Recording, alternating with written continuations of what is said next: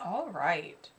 I think we're good to go. Hello, everyone. Welcome in. Welcome to the stream. Thank you for coming on. So today we are going to be, like it says on the screen right now, apologies as well. I am really tired today for some reason. I don't know why. Today we're going to be going over color picking. So we're going to be learning how to pick colors for characters and for backgrounds and all that fun jazz. So follow along if you'd like to. Just like some of our other streams, we're going to be starting off with the more lesson-y portion. So we'll be starting off by talking about, having just like a small kind of lecture period, and then we'll get into the actual illustration. Hello, Bunny Doll, welcome in. But yeah, before we get going, I think we all know the drill. Let's talk a bit about the studio. So if you didn't know, our growing community is filled with tons of art nerds, and we art nerds have to stick together. So if you're an art nerd too, be sure to check out the links to our social media in the description below, and check out our website for our class offerings, where you can get critique, guidance, and encouragement from our instructors, because we're not just a YouTube channel, we are an art school too. So if you'd like to support us so we can keep making free content, consider supporting us on Patreon for as little as $2 a month, where you can get access to tons of perks like my working files, critique sessions, and a huge discount on our classes that have a limited amount of spots. So be sure to check those out before they are gone. All right, let's go back to this window real quick. Hello, Carby, welcome in. And Pink Rose, welcome in. Hello, everyone. All right, let me move to my notes that definitely don't exist. Okay. So let's talk a bit about color picking. We've gotten a couple of requests to talk about color picking and color theory. The thing is that color theory technically isn't the same as color picking. Color theory is very, very scientific. So when people say, I want to learn color theory, they're really thinking more about color picking or color themes or color schemes and all that fun jazz. Because color theory is like, here's the history of why color is the way it is and all that fun jazz, and why we don't technically use a color wheel anymore. But we're not really going to go over that today. We're going to talk more about how to pick colors for characters and all that fun jazz. So I'll mention a little bit about color wheels. So color wheels, because yes, there are more than one, are ways we organize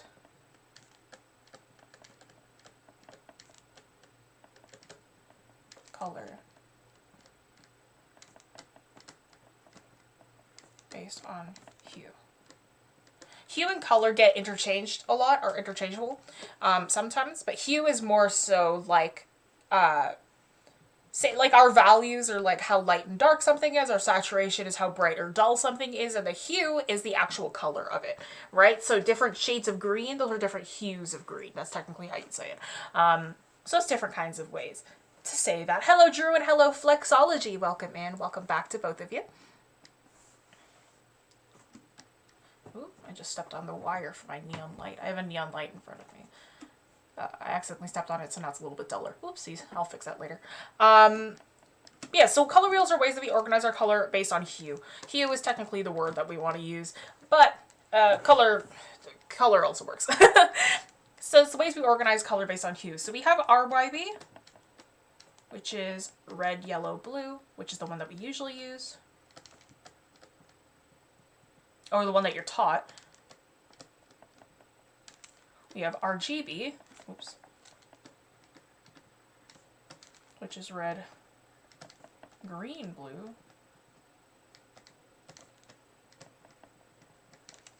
and CMYK, which is cyan, magenta, yellow, and I will always add key, because it's a key color, or black. Hello, Gigi, welcome in. Right, so we have RYB, which is red, yellow, blue, RGB, which is red, green, and blue, and CMYK, which is cyan, magenta, yellow, and key. Key is like, it's a different kind of black. It's hard to explain, unless if I want to get into the, the scientific bits of it, which I don't want to do. So we'll just stick to, key is technically black. That's what you gotta know for now. If we're gonna be sticking to the basics, like the beginner kind of way of thinking about color, then we're gonna stick with key being black. My phone died, oh no. Made it on time for class. Yes, you did. Hello, Amaris, welcome in. So we're gonna be going over this briefly. I don't want to spend too long on this. RYB is technically Old and traditional.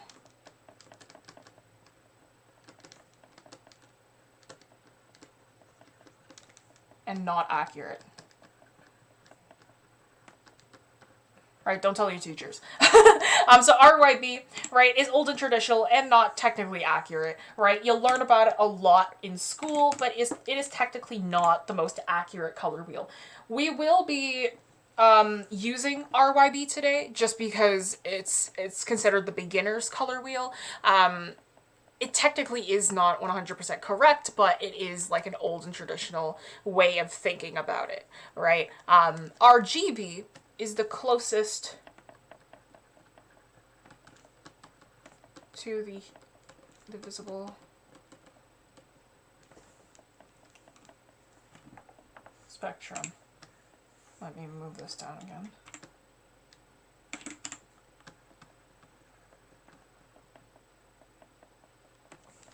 Right, so RGB is our most accurate color wheel. RGB is our most accurate color wheel, which means that red, green, and blue are our primary colors rather than our red, yellow, and blue. Right, so RGB is the closest to the visible spectrum that we've gotten.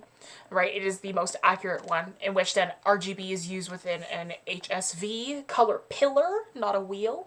We're not going to get into that. We're not even going to get into it. But we're not going to be going over RGB. We're going to be using RYB today. But RGB, just keep that in mind, is the most accurate one that we have.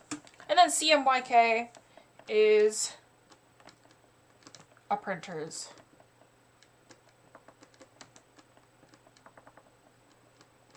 colors, right? So if you go to print something, right, that's what you use. CMYK tends to be a little more dull. But it does have a wider range of hues compared to RYB. So RYB is the most limited palette you'll get, but it's the one that's taught the most. So I am going to stick with RYB just for today. But if we ever do a more advanced color theory type of lesson, then we'll go into RGB as well. I know this is a little off topic, but will there be an anatomy video that goes over side profiles in the back of the body? We could do that. We'll think about it. That is a smidge more advanced. So if we do end up doing that, I'll have to run it by a few people. Because most of the people that are within our kind of audience are very, very beginner-esque. So, but we'll see. I'll see if we can do that. I'll bring it up. I'd love to do a more advanced anatomy stream. But it may be difficult to follow along for those who are not very good with anatomy. Okay, and hello, Saktinis. Welcome in. I still don't know if I'm pronouncing your name right. So let's go over palettes, right? Color palettes and schemes. Because this is the one that everyone wants to know.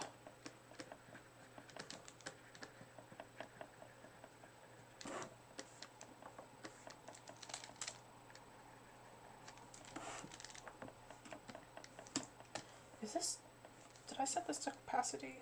Oh, do you know what? No, it's probably just going off of my, my brush. Oh well. So color palettes and schemes, right? So it's arrangements. Oh, no. Arrangements? Did I spell that right? I hope so. It's just... Yeah, I did. Okay, cool. Arrangements of color.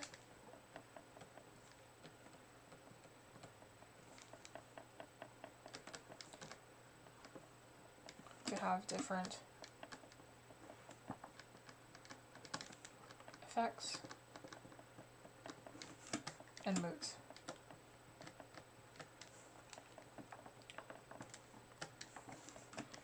Right, so palettes and schemes, right, are arrangements of color to have different effects and moods, right? When you have a color palette, they usually give off different moods, they usually give off different feelings, right? You usually use them in different situations, right? So our palettes and schemes are just putting names to those moods and how you can use them. Jazz like that. So, let's start off with Analogous. This is the one that most people like to use. I find this one quite boring, but that's just me because it's very easy. So let me just do a little example of an Analogous palette. I have used Analogous before. I like it, but it's like it's not my favorite color combination. Yeah, we've got some older videos on head angles and whatnot. Most of our older videos are usually done by Faye, our lovely art director. Oh, let me actually move this over to the side. Over here. Yeah. So Analogous, right? Oh, I should pull up a color wheel. I always forget to do that. Whenever you look up color wheel, it will usually be the RYBs, the one that will pop up. And again, it's the one that's technically not accurate, perfectly accurate, but it is the one that most people know and can translate the best.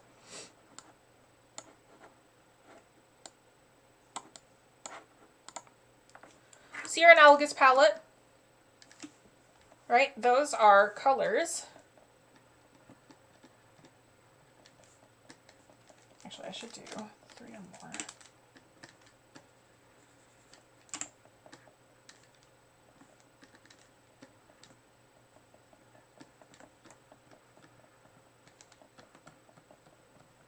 Colors that are directly next to, oops, each other on the wheel. I'm just gonna say CW, that's color wheel. Fast typing, yes. I'm finding a scheme, I see. Right, so Analogous palettes, Analogous color schemes are 3 or more colors that are directly next to each other on the color wheel. Right, so I went from red to blue, right, so if I go from red all the way down to blue down here, that's an Analogous color scheme, right? I could go in the opposite direction if I went from orange to yellow.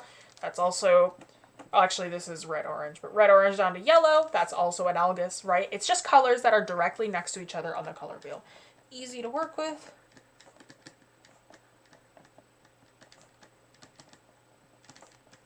And always looks good. This is a palette that you can't mess up. There's no way to mess up this palette. If you are working with Analogous, it is the easiest palette to work with because there is almost no way for you to mess it up.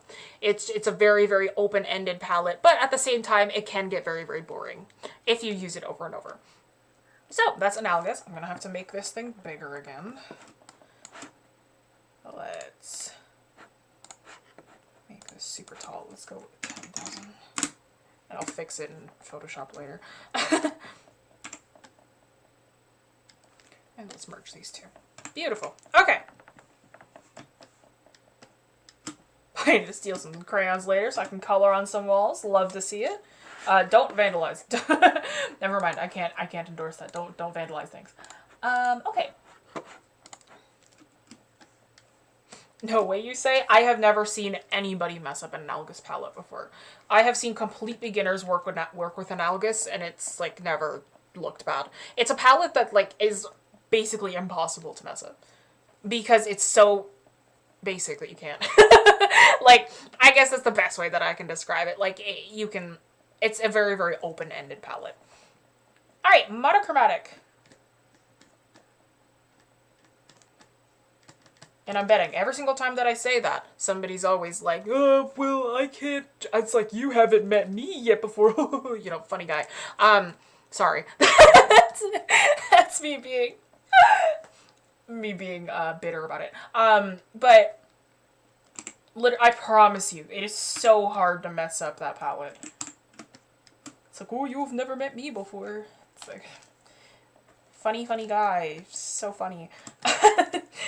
I'm a little more angry today. I don't know why. Anyway, Monochromatic. Monochromatic is one color, or one hue, made lighter and darker. Let's go with green this time, because I never use green. It's like I always shift to something else. So let's go with green. So if we kind of start light, and then I don't shift the hue slider at all. I just go from light, and And I go slowly darker. That's monochromatic.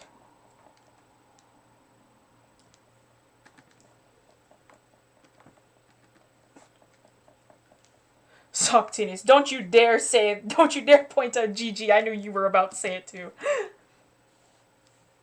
think I use monochromatic a lot though. I find it simpler. Monochromatic is a lovely palette. I quite like monochromatic. It's considered a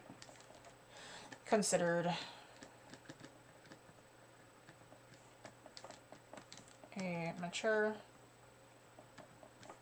and simplistic palette.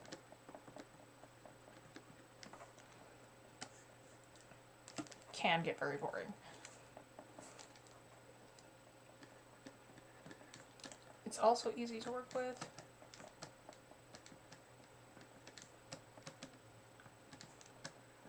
But a good grasp on values is needed.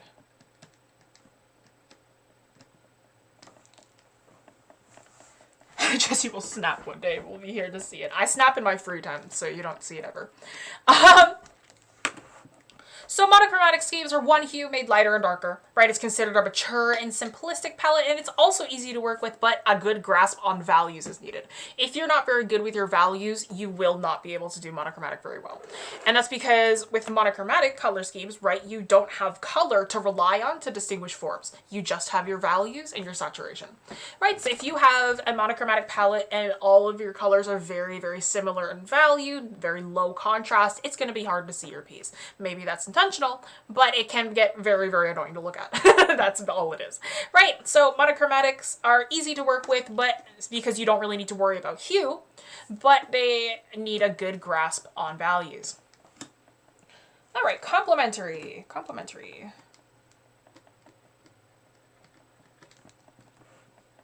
I've been watching Owl House and want to make an OC. I need help picking colors. If you have any children's show or any show that's meant more for a younger audience, if you stick with a triadic color scheme, you can't fail. But we'll get into that because triadic is kind of hard to work with. Complementary. Complementary is my favorite palette color scheme. I'll go with the concept artist's favorite, which is, well, this is RGB's complementary, but whatever, I'm gonna stick with it.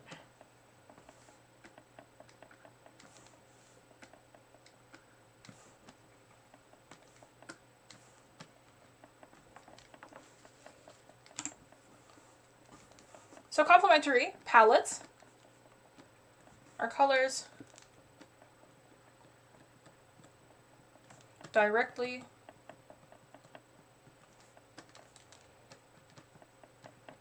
across from one another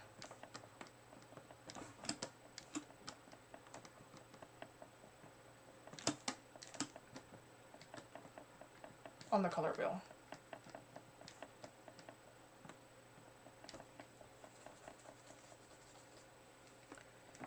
Right, so colors directly across from one another on the color wheel, right, when you have complementary colors. So say if I were to, the thing is that with RGB, it's yellow and blue that are directly across from each other, but on RYB, it's yellow and purple, right? It's two colors that are directly across from each other on the color wheel, right? So with RYB, red and green are complementary, purple and yellow are complementary, orange and blue are complementary, right? So those are your main complementary colors.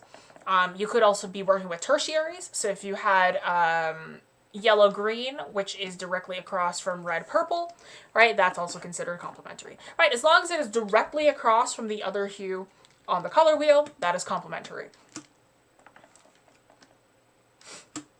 Hello, Violet. Welcome in.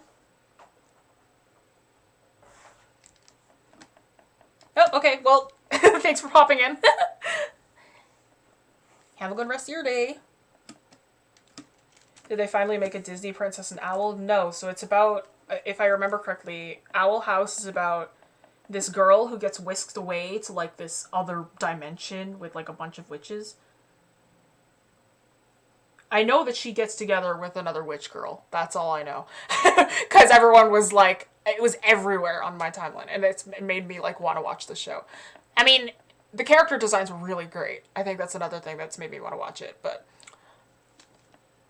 I can only handle one show at a time. And I just finished Squid Game. So I gotta decompress from that. Alright, so complementary are colors that are directly across from one another on the color wheel.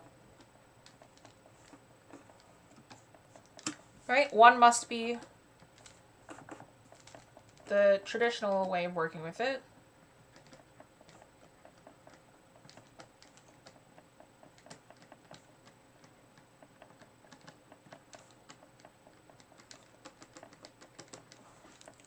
If it is one color, is dark and desaturated.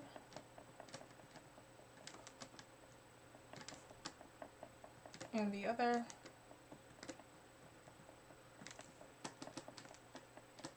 is bright and saturated. Right, so the traditional way of working with it is what one color is dark and desaturated, the other is bright and saturated. And your bright is usually your brights are usually your accents.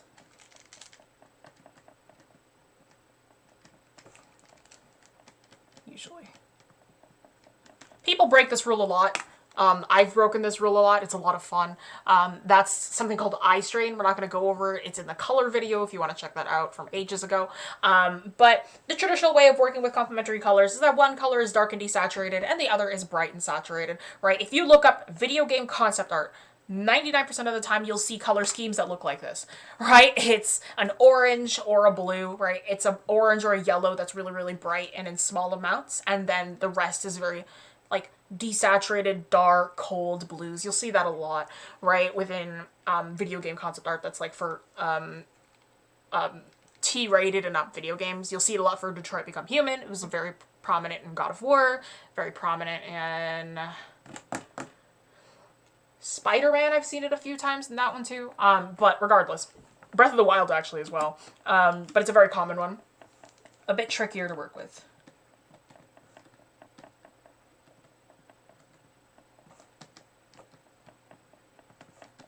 So complementary colors can be a bit trickier to work with because sometimes you just might not get a good looking color combination. And then it'll end up looking, you could look like a Christmas tree or it just looks ugly. All right, sometimes it just looks like a graphic design is my passion kind of poster, which is like not what you want, obviously. So you gotta work with it. You gotta practice with complementary colors.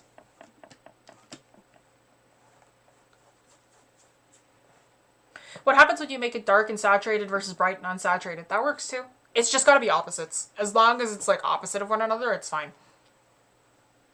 There's a severe lack of squids in that game. Yes, there was. I'm having an issue with Medibang where the pen tool will only work if I have it a huge size thickness. Please tell me how to fix it in your brush settings. My brush settings are all at the default. Honestly, I think you've said that. I'm not sure if it's been you who said that in the Discord. I have a feeling it has something to do with your stylus. Like I have everything at the default right now. I don't change anything. So I'm assuming it has something to do with your stylus, or maybe your pen pressure is really, really hard. Like, I'm sorry, I don't know how to, I'm not very good with troubleshooting Medibang because I'm not a tech person. Yeah, dark and saturated go crazy. Doesn't wild on dark photos. Yeah. Yeah, that's about right, Bunny Doll. Okay. It's complementary. Okay, got 2 more for schemes, and then we're going to do a bit of a tangent on color moods. Should I do those last 2? Yeah, you know what? Sure. So split complementary.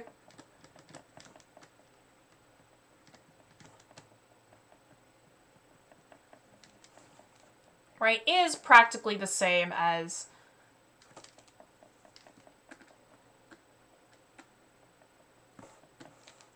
complementary, except now we got a few other colors.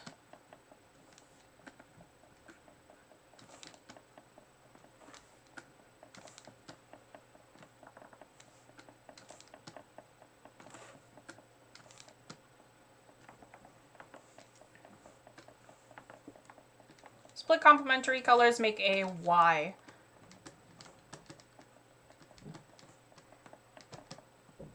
On the color wheel.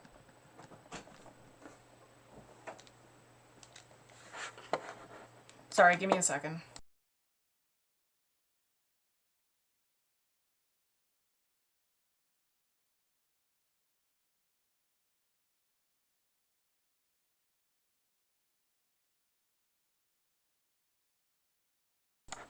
All right, sorry about that. So split complementaries create a Y on the color wheel.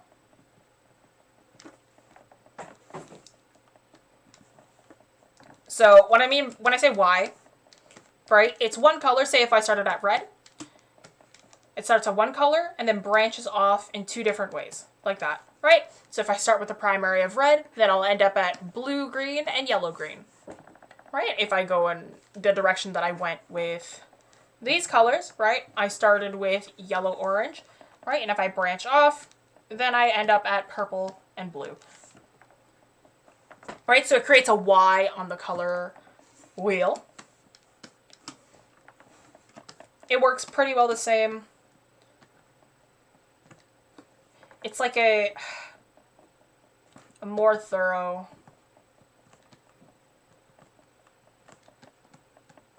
complementary.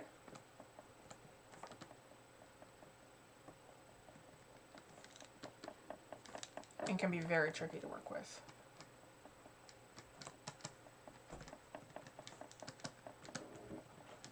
Right, so split complementaries can be very, very tricky to use. Usually you need a good idea of balance, a good kind of idea of balance and how to use it.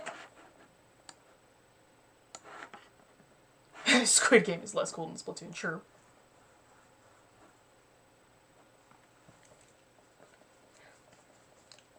Hello, Shazboy, welcome in. It's 1:30 at night where you're... Oh, so 1:30 a.m.? Sheesh.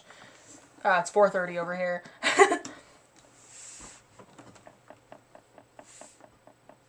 Only Squid Game I'm playing. Honestly, though, the show was really good. I loved Squid Game. And then one last one, which is Triadic.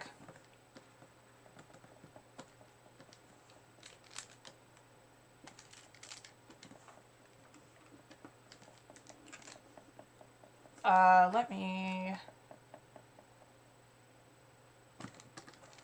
do a fun little...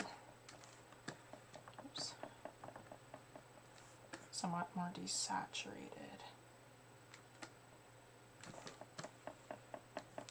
Triadic scheme.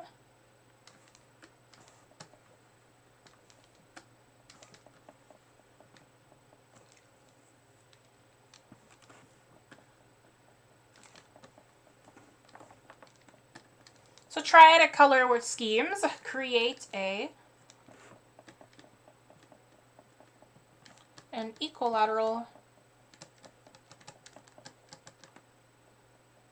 triangle on the color wheel.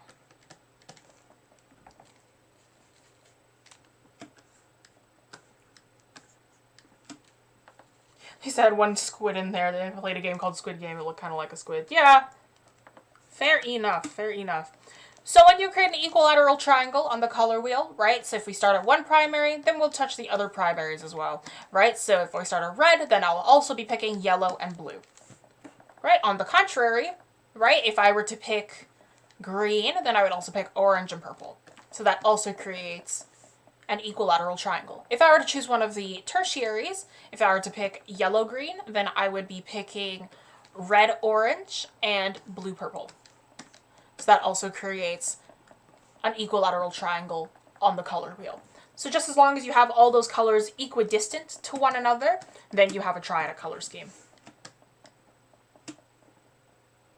Wonder why it's called Squid Game in the first place. Squid Game is a Korean children's game. And a lot of the games actually all the games are Korean children's games. So it was like a harkening back to Korean culture or Korean childhood. because the whole earth is not America, and sometimes people have trouble grasping that, so we need to remind them. Sorry, more of my bitterness. Anyway, so triadic colors will create an equilateral triangle on the color wheel, right? Often used for more childish things. Childish or whimsical.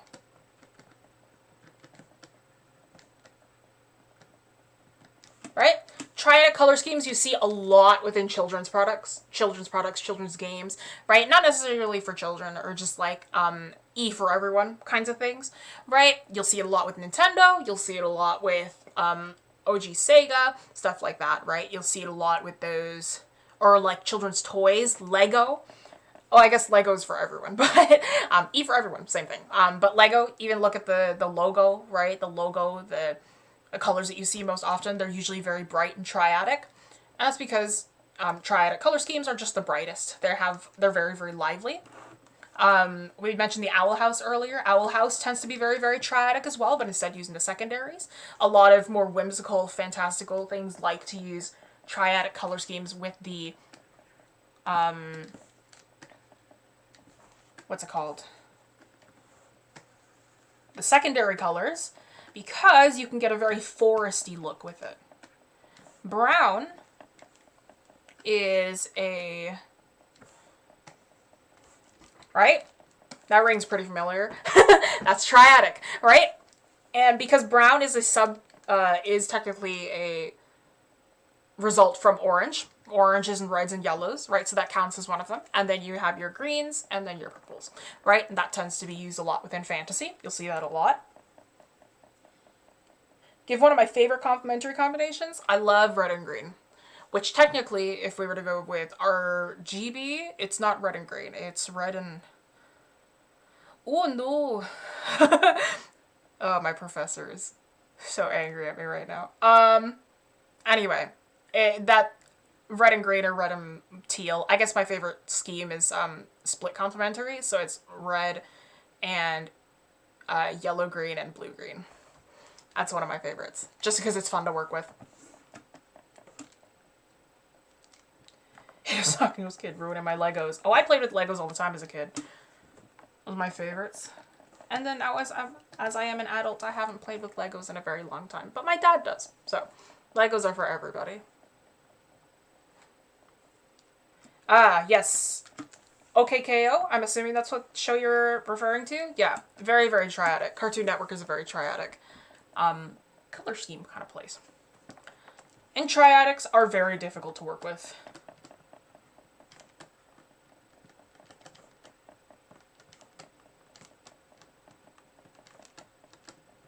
Right, it's another one where you need to have a good grasp on color theory and color moods and all that fun jazz, right? It's one that can be pretty tricky to work with if you're not very familiar with color.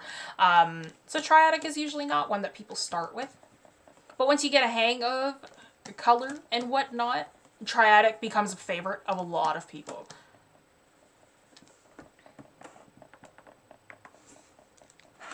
Okay, let's save this real quick. This is stream number 35.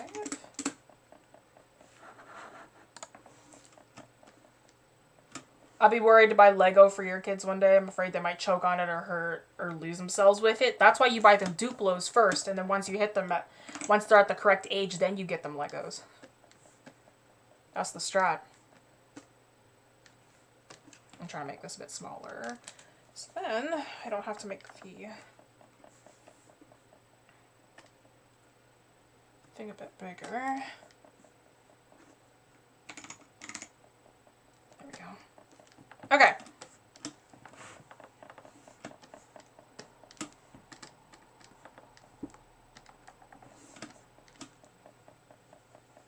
So color moods. Oh, did I lock it? Yeah, I did. Color moods. This is the one that you all are here to see, right? We've heard about the palettes. We've heard about all that fun jazz before, but let's talk about color moods because this is how you actually pick your colors.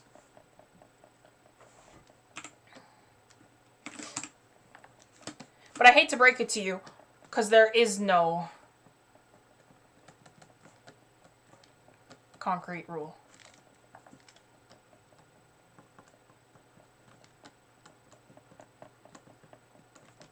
Rule set for color moods. Right? There are strategies.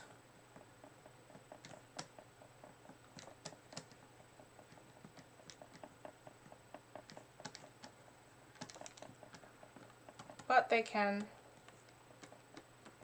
but those rules are often broken.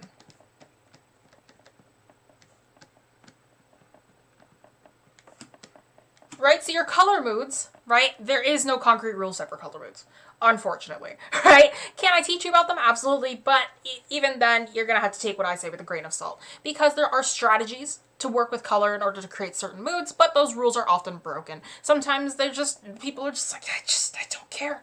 And they go without it, right? And that works totally fine too. But again, you should probably have a good understanding of color theory before any of that, which is somewhat scientific. So I'm not going to go over that currently. So to kind of go over that just a little bit, Adventure Time is full of triadic color schemes too, right? Yes, triadic and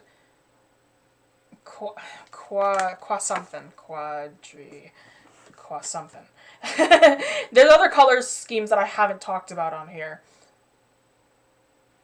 But the whatever, that one, the one that's like a rectangle, that one's pretty common as well for children's stuff. You'll see that a lot with Mario. But, you know, all of this just looks like do what you want. Yes and no. Because sometimes you can do what you want, but then some people will go like, oh, that's not correct. So, you know, it is very subjective, but at the same time, you should kind of know what this is. So let's talk about HSV, which is hue saturation value. Let's start with saturation value, though. So let's start with value, which is how light and dark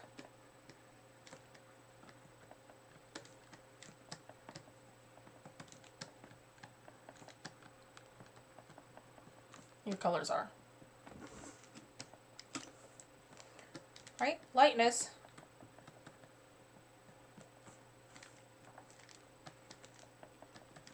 adds softness.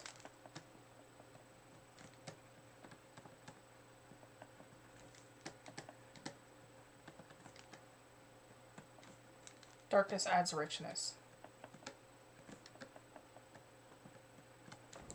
Right? A lot of the times when people add lighter colors, pastels, right? Nice pastels, light fluffy colors, right? Those tend to be a lot softer.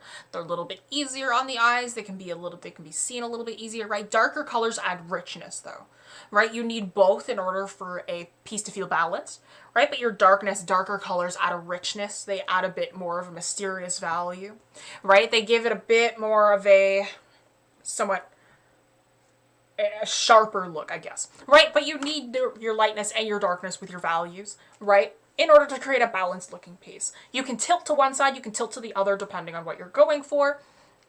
But overall,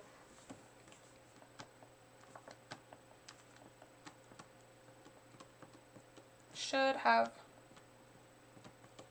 a mix of both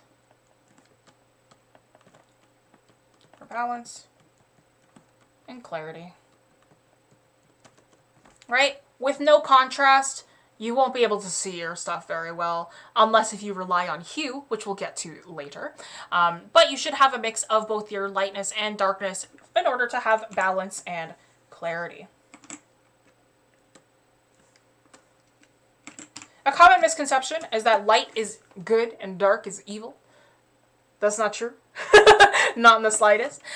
You can have a very dark colored, a character with a darker scheme overall who is considered a good guy, right? It's all just how you use those colors in their context.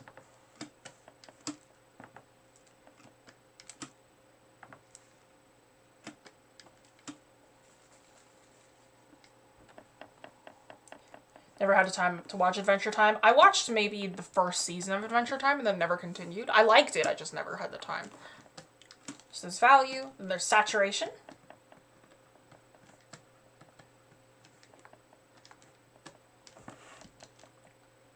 Your saturation is how bright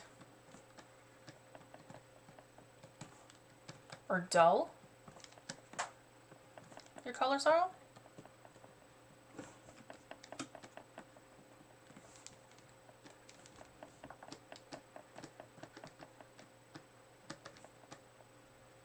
Brightness adds franticness in our high energy.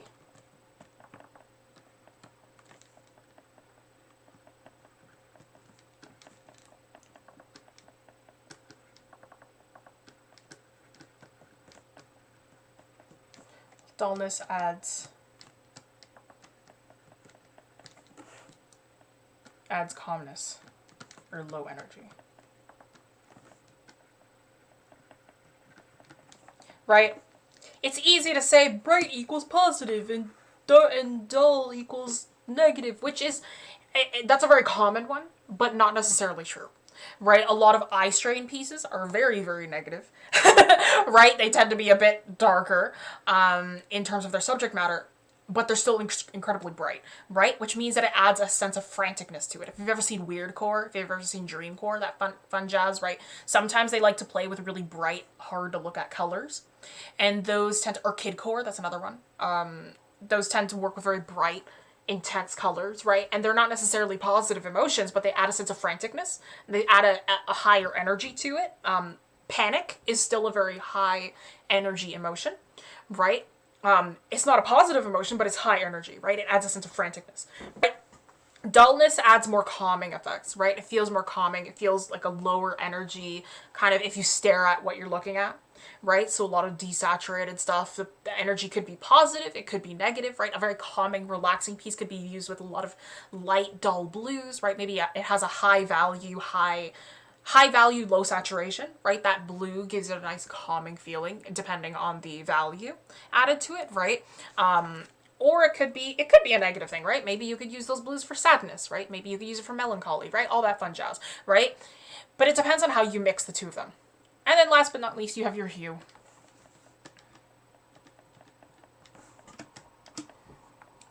Your hue, the mood it depicts, depends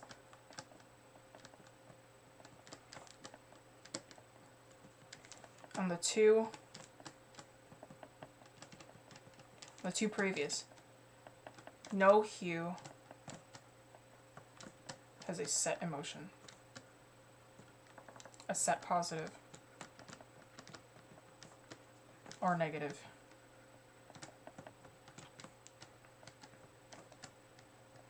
Connotation. Right?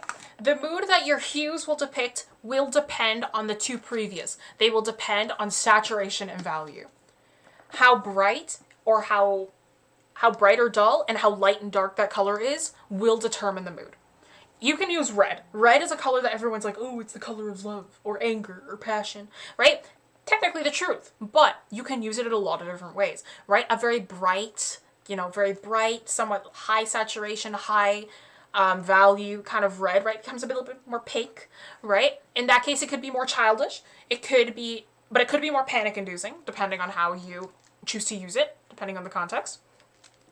Right? Blue is, I love working with blues because blue is an extremely versatile color, right? Blue you can basically do anything with, and that's why I love it, right? If you have a very high value, low saturation blue, again, like I mentioned, it could be very, very calming. You could have a very high saturation, low value blue, which is also very calming, but in a different context, right? It's kind of the calming nature of being at the top of a mountain versus looking out into a starry night sky, right? Two different kinds of blue, both very calming, but on the contrary, you could also use those two blues for two different things, right? You could use that deep blue for like the fear of looking out into open dark waters, right? Or you could have that high value, low saturation blue as a rainy day, a rainy sky, right? Either way, right? All of this, I'm going to write this in bright red. All moods rely on context. Everything here can be thrown out the window with the right context, right?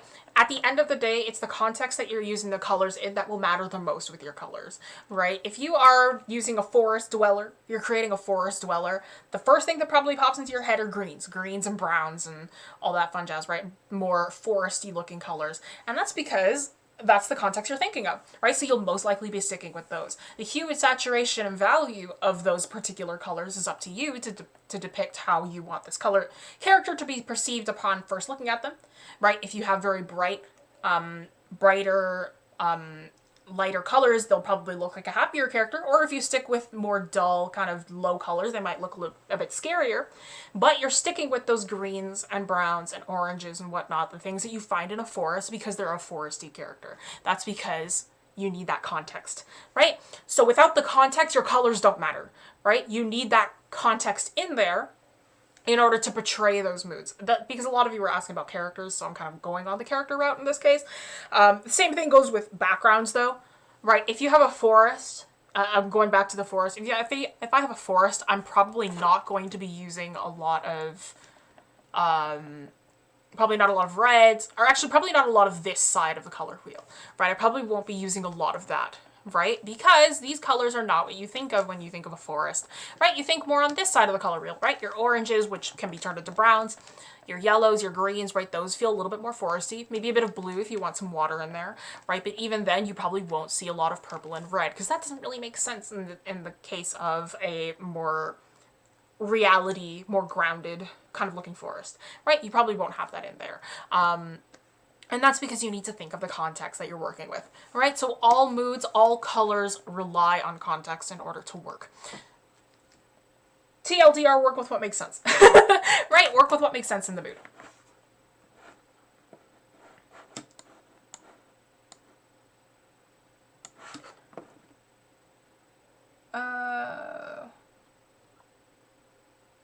Sorry, I haven't read that. I've been trying to focus on the lesson. We're done with the lesson. I'm reading the chat right now.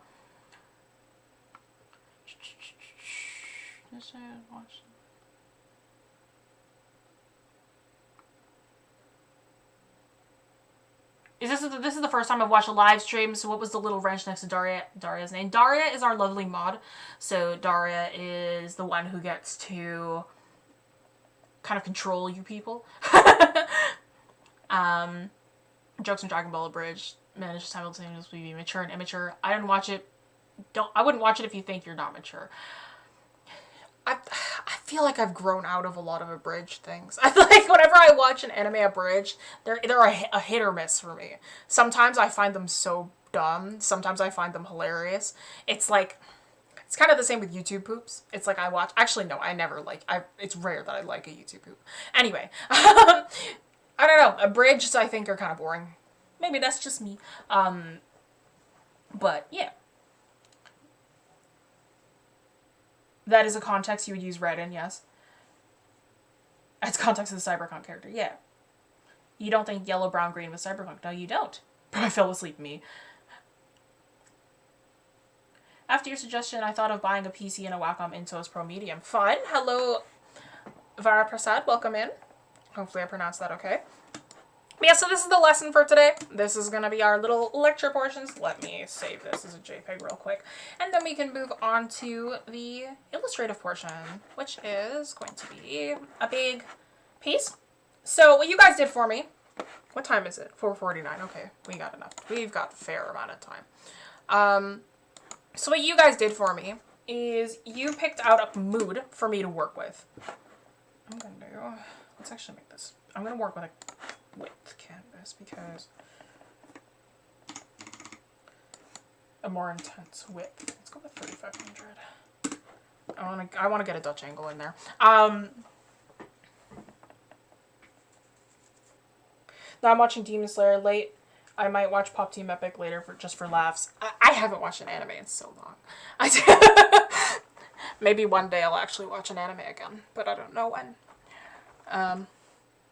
You pronounce every time correctly and say the same thing. I'm sorry, I'm scared. I don't want to mispronounce anything. Can you just use colors from reference photos? Yes, you can, but I'd be careful. If you're referencing off of somebody else's art, first of all, don't. Second of all, I wouldn't. Sometimes it's like directly color picking is not the same as learning how to pick colors yourself, right? Directly color picking does not have the same. I guess you can learn from life, but it isn't the same as learning creatively, I guess, right? Because anybody can do a still life, right? With enough, like, you stare at it enough, right? You practice enough. A still life is right there in front of you. You're basically copying real life, right? I love still lives. I think they're fantastic. But it's the difference between creating a character and creating a still life, right? A still life, you're understanding what's in front of you. Creating a character, you're understanding the nuances of what makes a good character and that fun jazz. Right, so can you pick off of reference photos? Absolutely. You absolutely can. But if you want to learn on your own, I don't advise it. Right? I think that picking from reference photos gives you a nice realistic ground, but I think if you want to kind of branch off of like harsh realism, then you're going to have to learn how to do it yourself.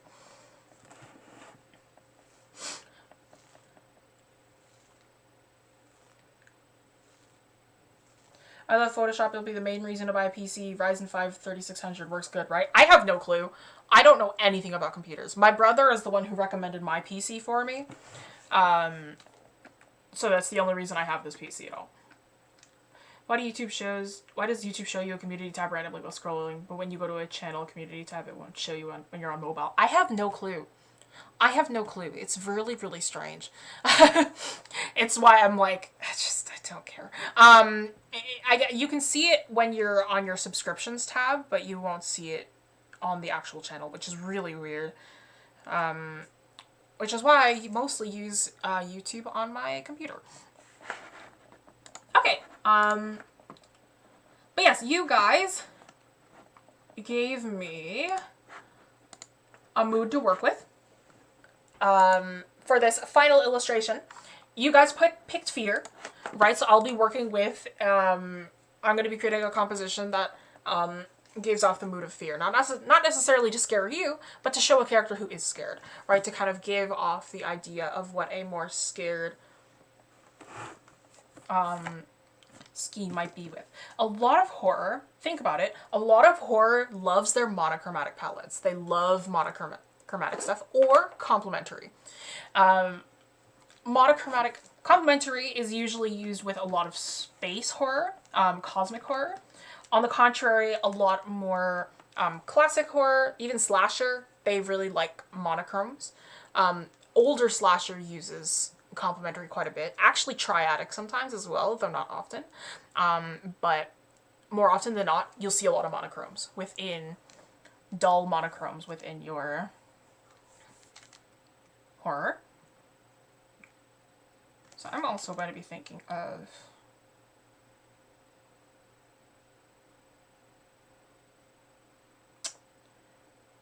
fear, because there's a couple things I want to try. I want to do a Dutch angle. That's the number one thing that I want to do. Right, but I'm like, it's also spooky month, so of course this is a little bit more on topic.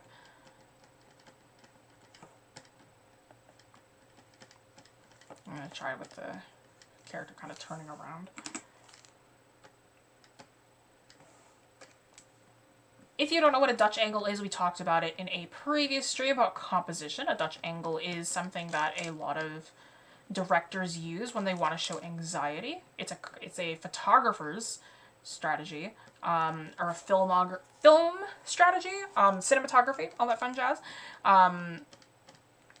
It's very, very common.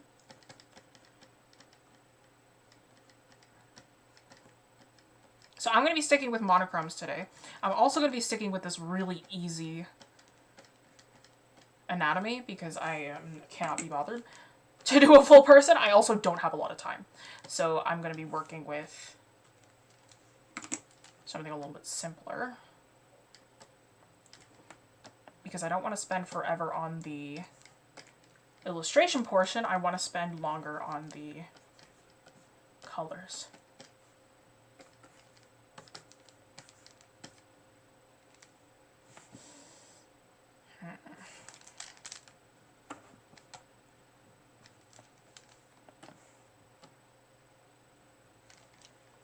Because it's just fear. It's not like panic.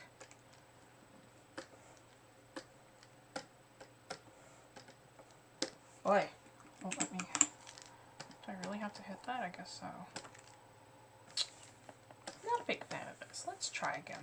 Sometimes the best thing you can do is just to restart.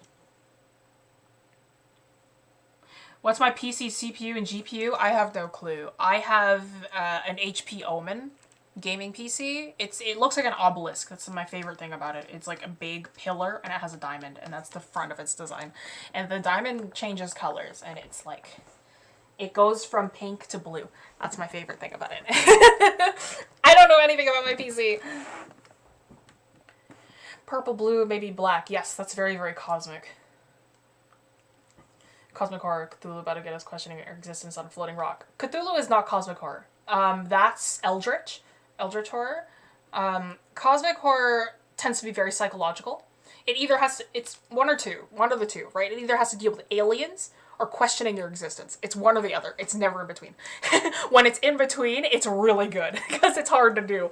But it's usually one or the other, right? And usually the one where it questions your existence, that one's not for everyone, because some people find it really, really boring. But I love cosmic horror. My favorite kind of horror is cult horror. I just like I like the visceralness of it. That's my favorite portion of that. Oh, you know what I'm gonna do? I'm gonna do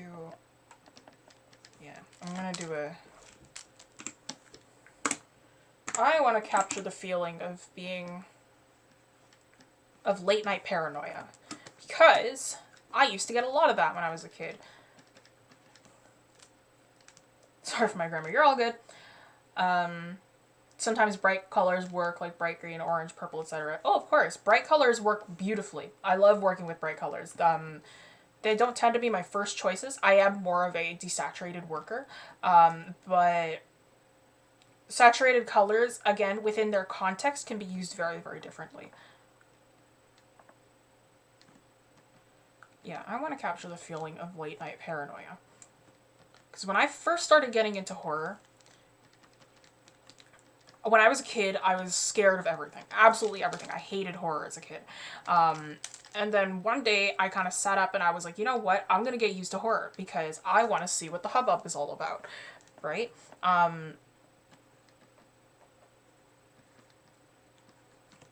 So then what I did is I would spend a lot of late nights reading scary stories, watching playthroughs for scary games and whatever. And because I was so unused to horror, at night I would get really, really bad paranoia. And, like, I did it to myself, honestly.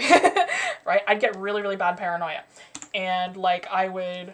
Like, every night it felt like something was watching me. I always felt like I was gonna die every night. It was not a great time. Honestly, don't recommend it. But, I mean, hey, here I am, right? So I want to kind of capture the feeling of late night paranoia, which usually makes you feel like you're really small in a really empty room. This is not what my bed looks like, but I kind of want to work with one that looks somewhat like this. Working with a more empty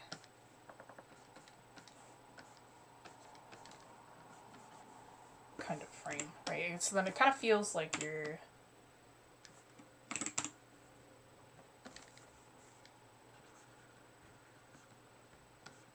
in a room where you should be seeing something, but nothing's there. That's kind of how I'm vibing with it, you know? Trying to make it very symmetrical as well.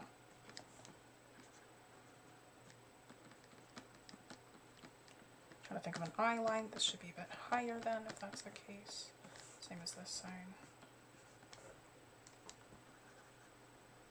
Maybe there's a goldfish bowl. Maybe there's a fish bowl. Hello, M. Welcome in.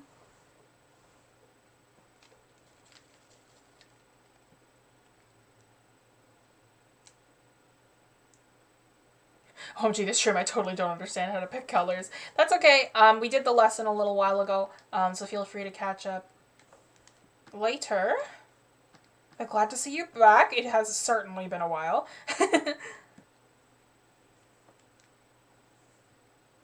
Stop fearing things after you saw it. Yeah. That's not the kind of horror that I was indulging in. I was like, I would read late nights about like cults and like things coming to get you. I really like true crime. That one was also really scary.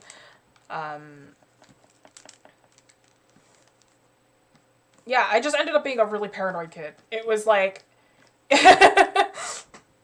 for a really long time, I ended up being really, really paranoid. I'm actually going to get rid of these. It makes it feel a little bit too crowded. I'm actually going to get rid of them. Oops. Rely more on that. Yeah. And this is going to be a window. We'll fix that later. Again, I'm going to keep this composition really, really simple because I don't have a lot of time. I only have an hour remaining. But I'm going to try to render it. Oh, that's 5. Let's talk a bit of that. Don't worry, the blankets will protect me. That was basically what every kid thought. Okay. But before we move on, let's talk a bit about the studio, because you know the drill.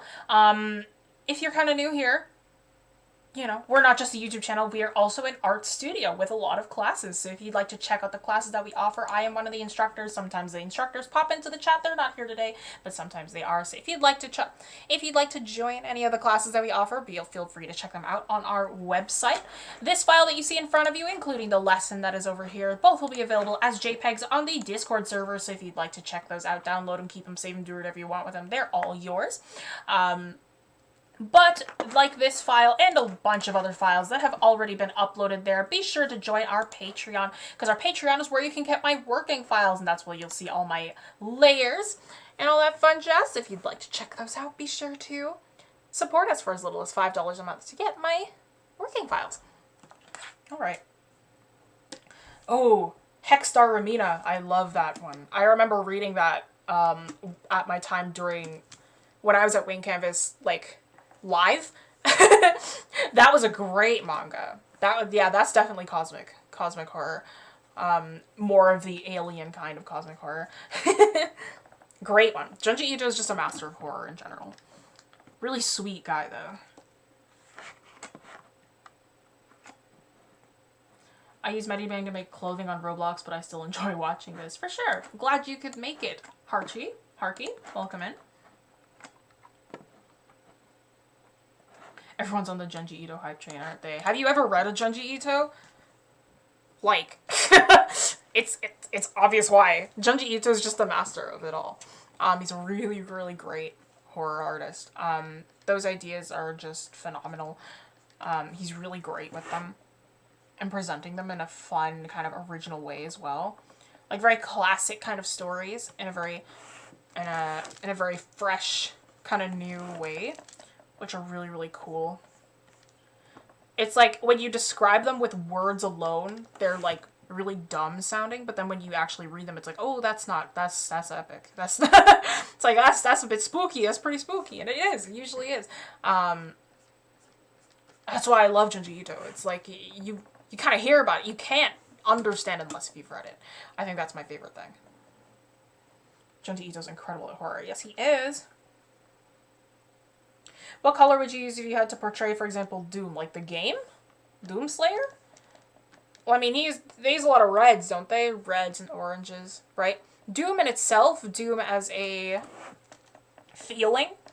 There's two types of ways that you can portray Doom, right? There's the frantic, somewhat intense emotion of, like, impending doom, and then there's the slow kind of realization of doom, right? The slow kind of realization, I would stick with less saturated colors. I'd probably stick with very low colors overall, right? Because that kind of gives you that slow sense of sadness compared to the frantic, like, oh my god, the world is ending, I've got to run around everywhere real quick.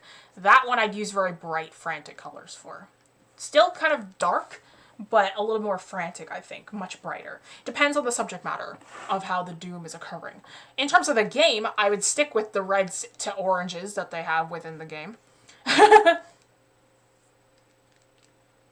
Yeah, the feeling. Yeah, the feeling then. Dissolving Classroom was really interesting. I went through Uzumaki. That was kind of meh. Oh, Uzumaki is my favorite one. I loved Uzumaki. The feeling of like impending doom through a spiral. I love that. That one was really cool. I really liked. I don't think there's an Uzumaki I haven't liked. Actually, you know what? I didn't really like Tomi. I know a lot of people like Tomi. I think it's just because I'm not a big fan of the killer girl kind of aesthetic. You know, I'm just gonna stick to color. I'm not gonna worry about lining anything.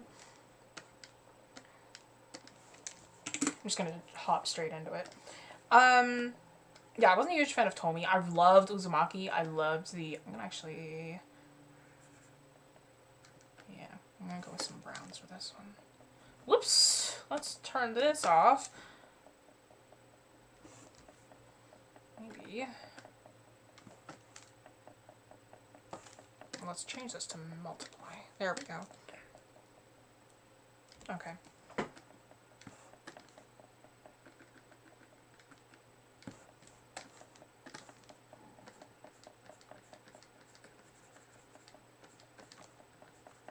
Yeah, sad I don't have my rectangular brush that I can work with.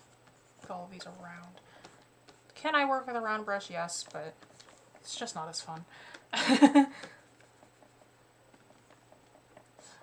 Oh, the art. Yeah, he's a phenomenal artist. Those lines. Mwah. Gorgeous.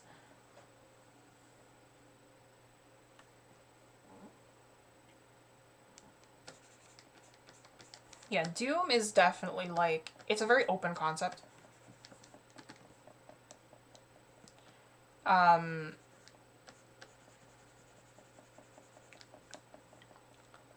feel like I wouldn't use blues and purples for Doom.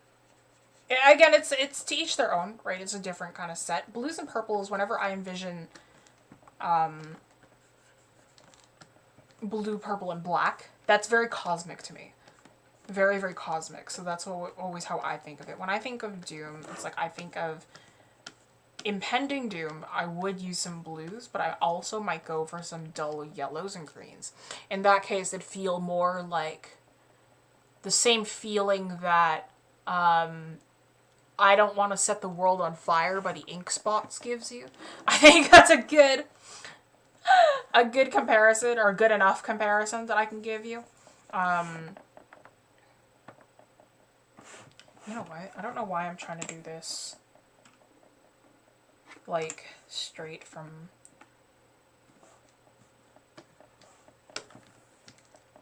Oy!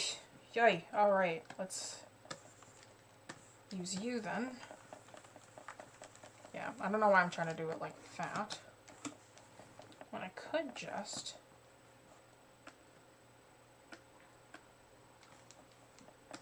work with it like this. Where's this? There's the filler. I was like, where is this tool? You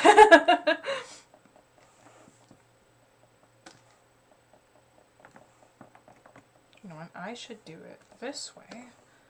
So the square's like this. And then I can... There you go. Technology! Oh, that's right. Medibang doesn't do the...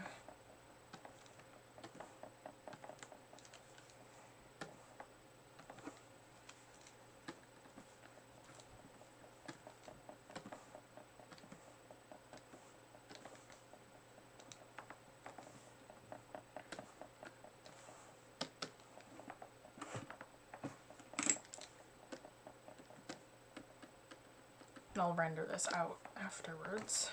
So I'm just gonna stick with something like this for now. This is just to block in the colors a little bit. Is there a... I have a polygon tool, right? Yes, I do.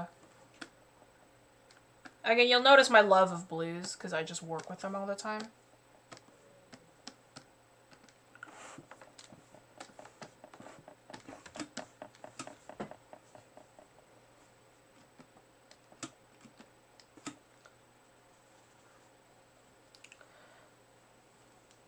I've been seeing some animators have lineless backgrounds forms using forms instead of line art. Oh, 100%. I do that all the time. It's a way to save time.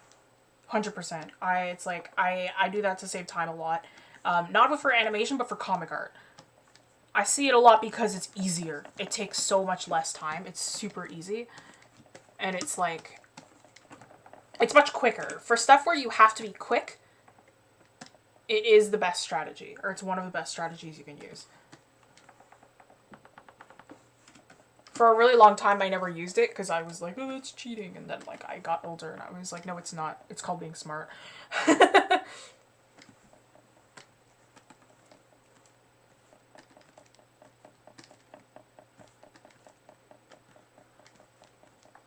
Yeah, Medibang's brush still isn't perfect, but that's what I got because it still has a bit of that lag, but I can't really do anything about it. It's like, it's bearable now, so I can work with it without getting frustrated all the time.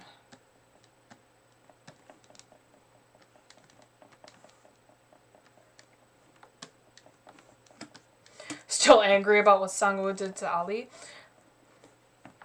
I love Sang-woo. He's my favorite character. I loved Ali as well, but I feel like Sang-woo is just more realistic. In that situation, I would not be like Ali. I will straight up say that. And I can almost guarantee that you wouldn't be either. And I think that that's like from a writer's standpoint, I love Sang-woo. I feel like he's just a really fantastic character. He's well written. He's just a lot of fun.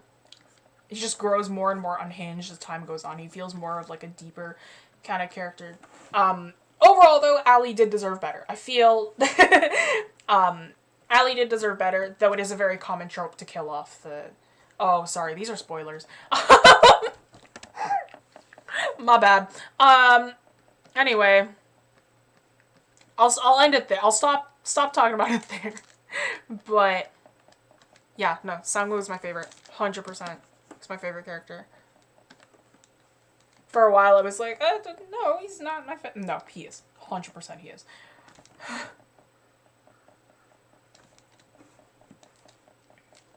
Squid Game was intense. Yeah, I'm so sorry. I didn't realize... I started talking about it without thinking about it.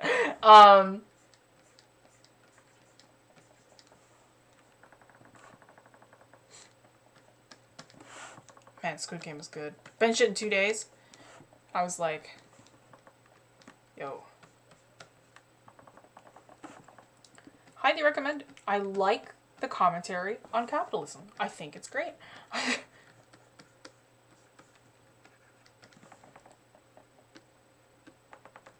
It's like, yeah, I'm not ashamed to defend Sang-woo. I'm not, because I feel like he was the most realistic character. Or one of the more realistic characters. Maybe it's also because I have a very cynical outlook of human nature.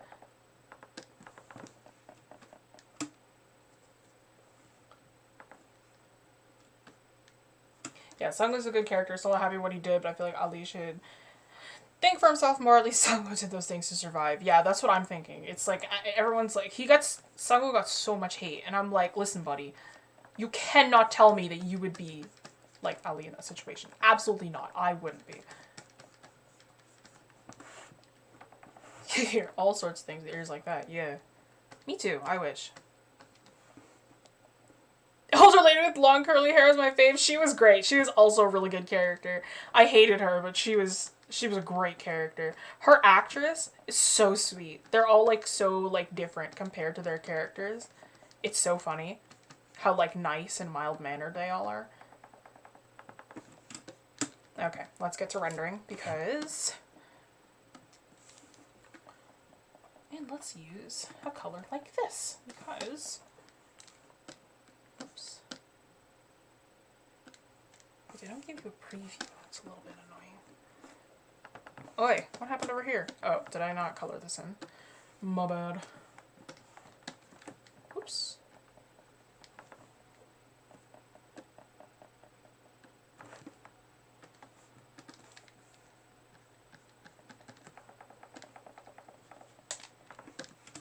I don't know if I want this color though. That's the thing. It's like I kind of do, but at the same time, it's like it doesn't feel right. You know. It's like I could go for the blue, which is more realistic, but I feel like it doesn't have the same energy to it. Maybe I need to change the color. Oops. Because I want something warmer, so I'm like, maybe I'll shift to that, and then use a blue overtone. Because I'm kind of pulling from some other pieces that I really like, that I can never remember the names of. Yeah, sorry, if I start to kind of just talk to myself for a bit, it means I'm concentrating as well.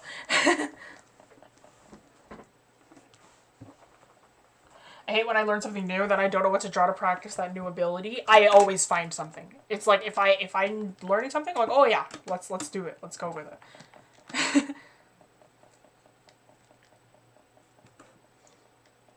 I would be the old man. Would you? I don't think anybody... Well, actually, you know what? Technically, he had the best situation. But at the same time... I don't think I would be aware enough. I guess, if I was in his situation. So I don't think... These are huge spoilers. That's why I won't say them. But... Yeah, now I'm calculating how I'm going to say this.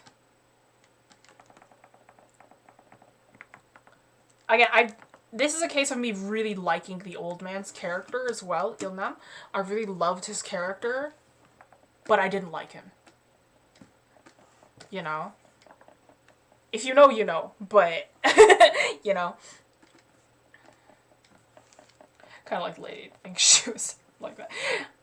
I didn't. I thought that she was clearly meant to be just, like, a show-off, just kind of, like, someone who is more like, oh, yeah, it's like she thinks she's all that, or she's trying to feign that she's all that. Obviously, I like that about her. I think that's really funny.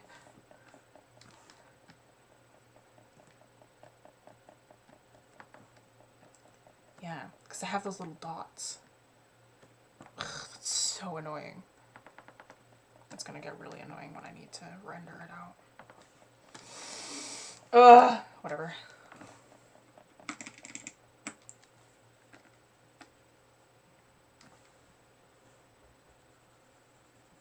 Yeah, because it doesn't let me soft blend it correctly. Because it does that little dot in the beginning.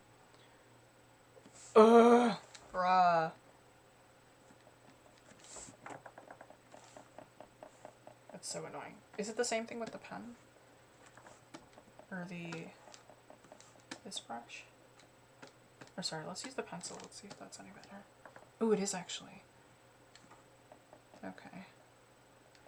I see your game, Medivang. I see what you want me to do.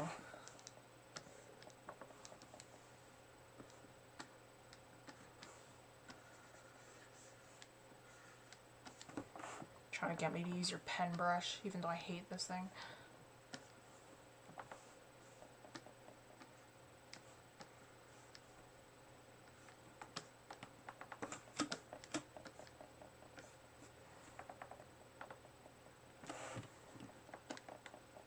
Yeah, this one's gonna be rough to render. I'm just saying that right now. This one's gonna be rough. I have a feeling I won't like this one very much, but we'll see how it goes.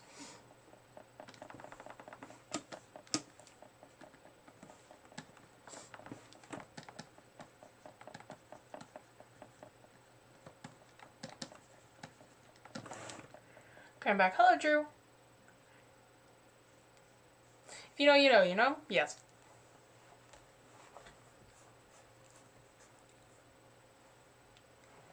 He did have amnesia? No, he didn't. Wrong word, but I know where you're coming from.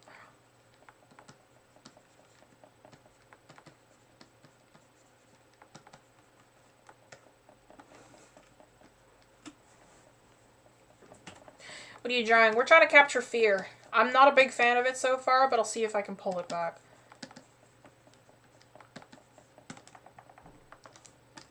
It's because my rendering tools are not the ones that I usually use, so I'm a little bit more antsy about this one. I also want to get rid of these lines, because they're there to help me show off the form, but not necessarily what I want to keep in there.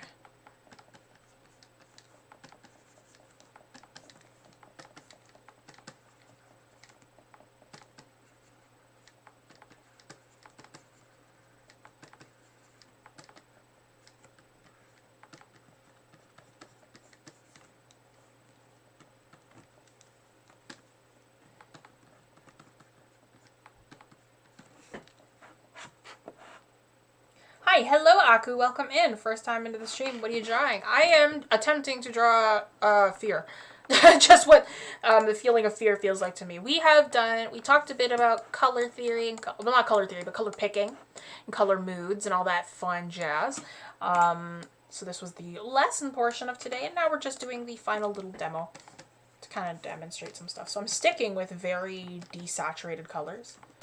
Trying to keep that low mood, like a waiting sense of paranoia compared to a panic, right? Paranoia feels more like waiting to me. It feels like a waiting game that nobody wins, right? So that's kind of what I'm feeling right here when I'm working with this. But as much as I justify it, I am still not a big fan of what I've done so far. But I'm like, I'll live with it for now, and maybe I'll fix it later.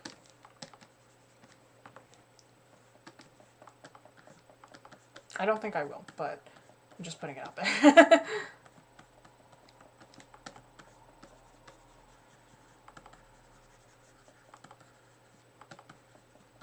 Because I would have rendered these eyes differently too, but it is what it is. Fears in FNAF or fears in homework fear? More like a lingering sense of dread. More so like... I explained it earlier. When I was a kid, I really hated horror. I love horror now, but when I was a kid, I hated horror. So then a lot of the times what I would do is, to get myself used to it, is I would read a lot of horror stories or watch a lot of horror things at night to kind of to kind of get me used to it. And then that gave me a lot of late night paranoia. So a lot of the times as a kid, for like a good 2 years, I had like really, really bad late night paranoia. So it always felt like something was watching me, or like something was going to happen to me if I wasn't in my room, right? Even if I went to go use the bathroom, if like my room, right? I have a top floor of my house. My room is right here. The bathroom is right here. So I could literally just do that, like go out into the hallway and use the bathroom on the adjacent side. Not adjacent, but the other side. And like that, it freaked me out. Like I was be so scared going from that room to the other room. I'd like run back to my room, or like it was really hard going down into the basement. Our basement is finished, by the way. It's not like it's old and rickety. Our basement is finished. There's a TV down there. It's like finished. But I was still scared going down there because it was darkness, right? And that like, it spooked me. I had really, really bad paranoia. So I'm kind of harkening back to that emotion of like just paranoia, but nothing is there. That's like I'm completely safe, clearly, because this paranoia, I had a lot of it when I was like in 7th grade, and I am no longer in 7th grade, clearly. So obviously nothing happened to me, but yeah, you know, it's just that feeling of deep-seated dread. It's kind of what I'm feeling when I think of fear. Fear without a source, in that sense.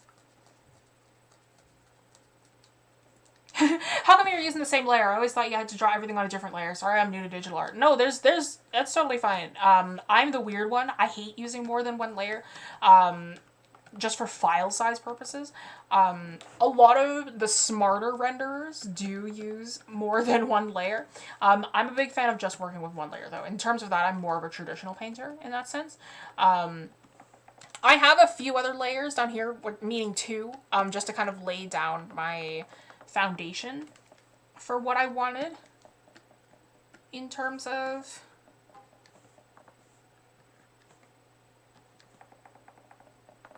what's it called?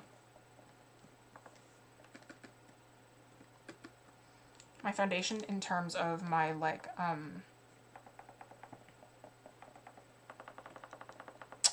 my colors and whatnot.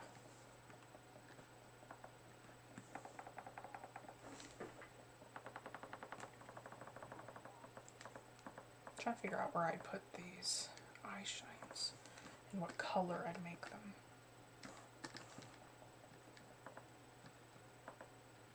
Because I don't have a square brush, so I'm stuck with the round.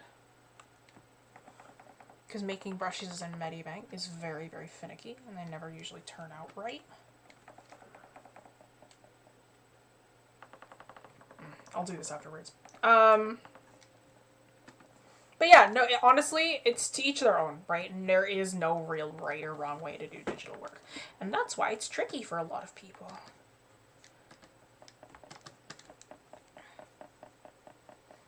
Eating Cheez-Its right now, that's pretty epic. Yeah, child Jessie and Jessie now would not agree with horror. No. I hated Halloween when I was younger. I hated everything to do with horror when I was younger. I was not into horror when I was younger. Now it's like I live and breathe horror. I love horror.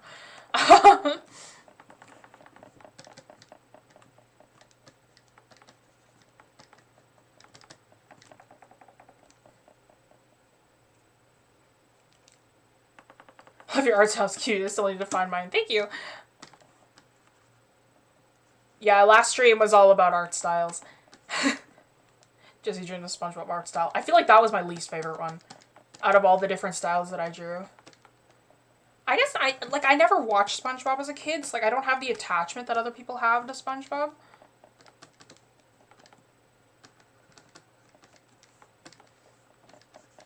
I don't hate it. It was just,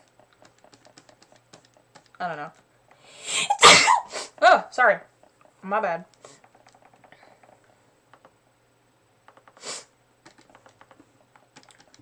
Yeah, thank you. This isn't normally how I draw. I wanted to do something a bit quicker this time around, so I'm kind of moving a bit faster than normal. Even though normally I work fast anyway, but like, you know what I mean.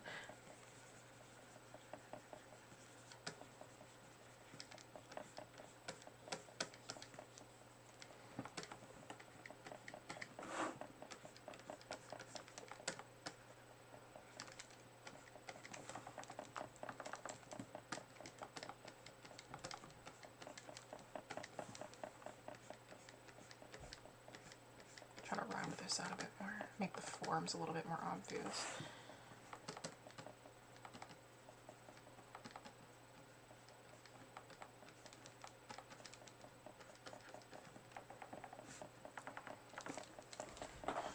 Thank you. You're just a late bloomer, Jessie. It took you a little while to discover horror. You'll find your way to the sponge soon enough. I don't know. I feel like my humor's changed. Maybe I would have liked it if I was like 8. I like SpongeBob memes. I think those are kind of funny, but I feel like they've gotten stale over time as well.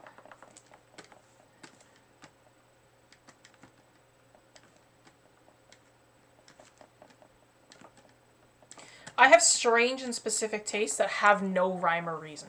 So literally anything that you recommend me could be a hit or miss.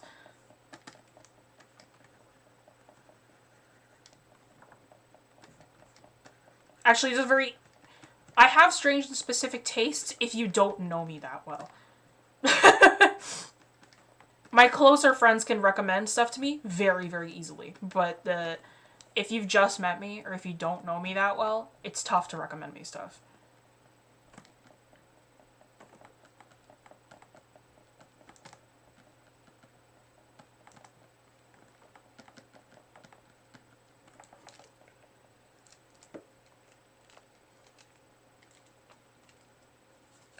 Were you a Disney kid or a Cartoon Network kid? Neither. I grew up with Teletoon. I guess more of a Cartoon Network kid than I guess. I never liked Disney when I was a kid. I still have a vendetta against Disney. But, I didn't grow up with Cartoon Network either. I grew up on Teletoon.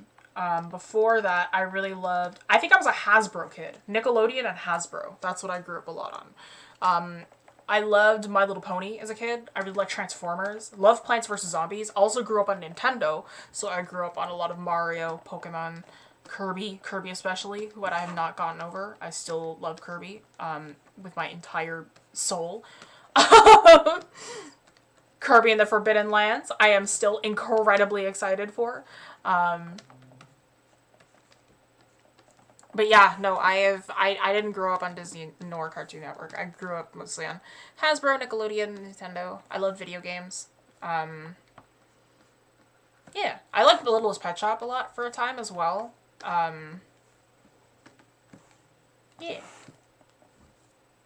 YTV. Oh, I never actually watched YTV. I had a lot of friends who really liked YTV, but I was on the Teletoon side instead.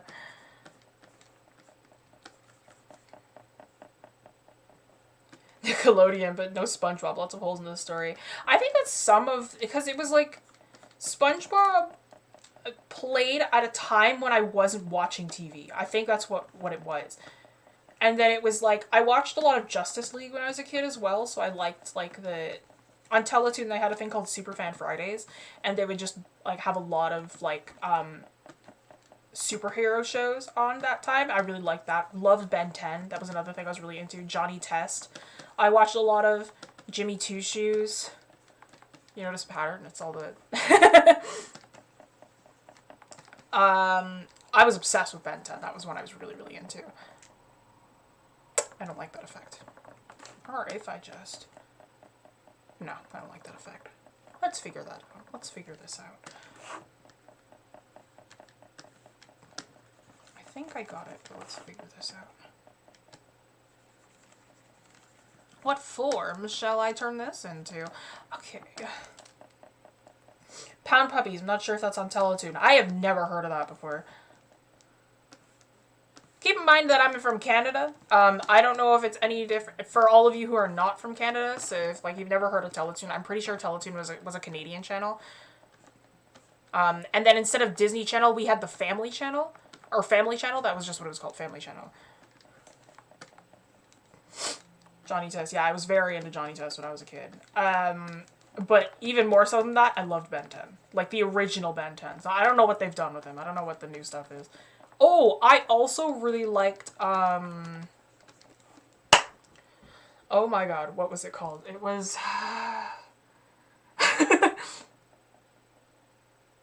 Bakugan. I really liked Bakugan as a kid. Never watched Yu-Gi-Oh! But I did watch its less popular, weirder little brother Bakugan. Trying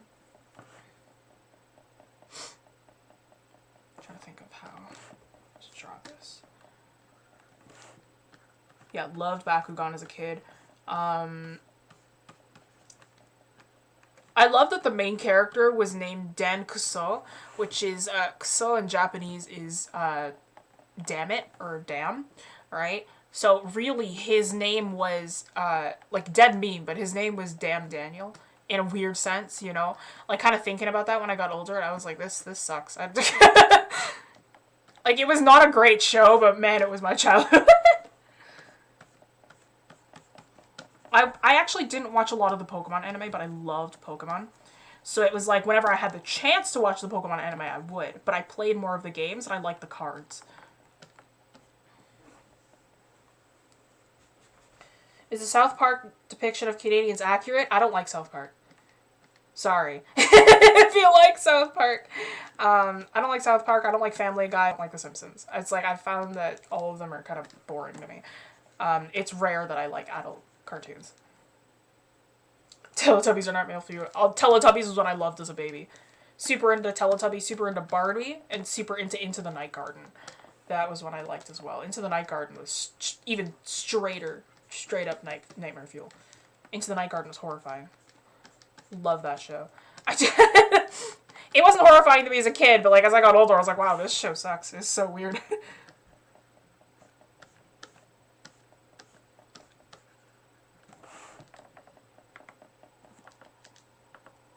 Any Digimon shows? No, I wasn't a Digimon kid. I preferred Pokemon. But I have a lot of friends now who really love Digimon, and they're like, you should get a Digimon. And I was like, maybe one day, if I ever do. But I was always more of a Pokemon person. Because back then it mattered which one you liked more. I'm pretty sure it still matters now amongst the more diehard fans, but I don't care. I feel like it's become my motto. It's like, I don't care. Just do whatever you want.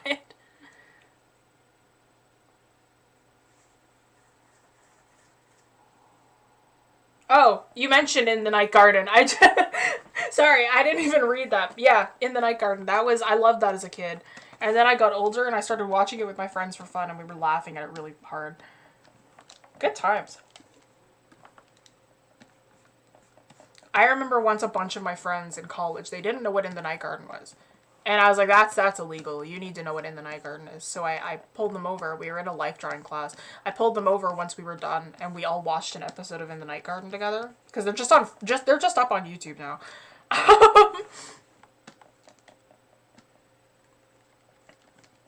So we watched In the Night Garden, and our live model comes over. Our model comes over, and she's like, are you guys watching In the Night Garden? I was like, yeah. I love Digimon. The showrunners are like, we need an extra 5 minutes to finish the episode. And go time for everyone to Digivolve. Yeah, no, I never watched Digimon as a kid. I've seen some of the key animation, and it looks beautiful, but I never watched it.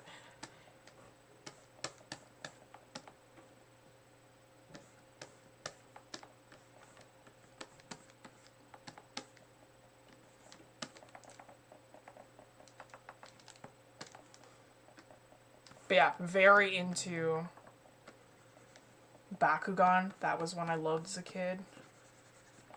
I don't even know if any of you... Do any of you actually know what Bakugan is? Like, that one... I feel like that one was, like... It was popular with my friends, but I have no clue if anybody else actually remembers it. Because it was, like, somewhat obscure, I think. Like, I had a fair enough following to the point where people knew generally what it was, but, like, not so much so to the point where it was, like, super, super popular. It's still going on today. I don't know what they've done to it, but it's still going on today. Dan is still in it, I think, but it doesn't look like the Dan I remember. It's the same with Ben 10. I don't know what they've done to him. Like, he already looked young in the original. I don't know what they did to the new one. You know? Yeah, okay. Shun is the smug boy? Yeah. I just remember always thinking, like, Masquerade. Masquerade was the Masquerade. It's like, bro, he's here, dude. He's here. He found Masquerade. That's the I barely remember the plot to that show. All I remember is that they always change the rules to make sure the heroes won. I could never figure out what the rules were.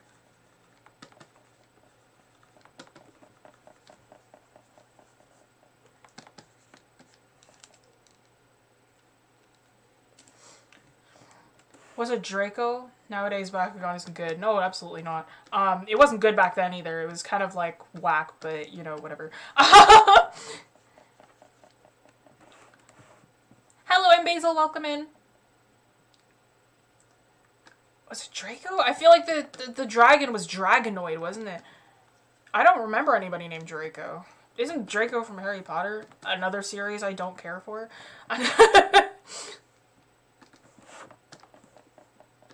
Along with J.K. Rowling, who I have a vendetta against as well, but we won't get into that.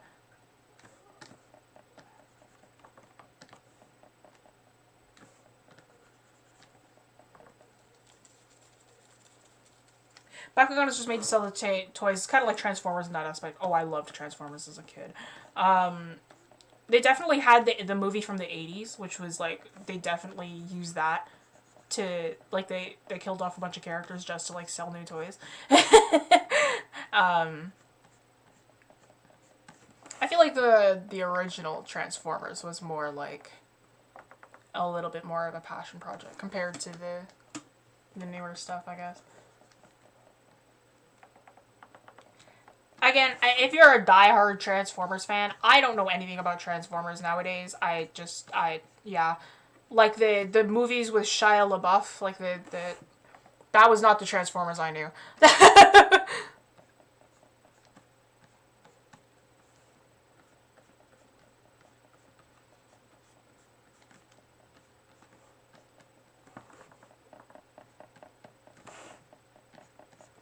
Yes, I'm sticking with kind of desaturation here.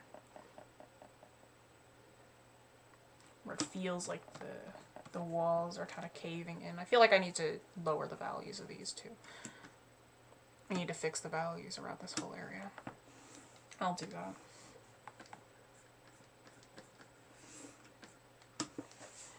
Danny Phantom or American Dragon? I love the aesthetic of those shows. I think I saw American Dragon every once in a while, but I never actually watched it. And then as I got older, I'm like, man, I wish I watched this show. That looks so good. The one I did watch every once in a while was Detention Air. That one I watched every once in a while. Also a show that is like most likely very, very racist. But I didn't pick up on it back then, and then as I got older, I'm like, oh, yeah, maybe not. I think it was called, they were Kung Fu chickens, I think. That's what they were supposed to be. It was called Chop Socky Chooks, I think that's what it was. I remember looking it up, and I'm like, yo, what is this? I watched this as a kid.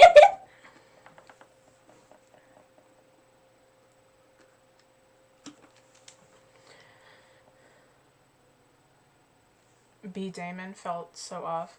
A marble shootout. I'm not sure what that is. American Dragon had a really drastic art style change, didn't it? They changed like the whole dragon form. Buff and cool, more of a Chinese dragon. Not sure. I didn't watch the progress.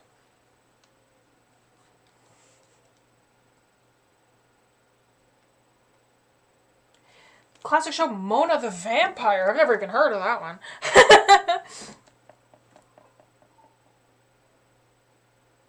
Older and I know the rules of Yu-Gi-Oh! Going back and watching the first season, there's so many rules that were broken. Oh, absolutely. It's like Yu-Gi-Oh!, Bakugan, all those same kind of like game, like those gamey kind of shows. They always broke the rules to kind of help the hero win. I guess that's what's different between them and like say like Pokemon or Digimon or whatever, because the main characters did lose sometimes. But in those shows, like, no, the main characters can't lose, they can't. That's illegal, so they never did. And then they always ended up having to break the rules just so then the plot convenience could kick in, you know?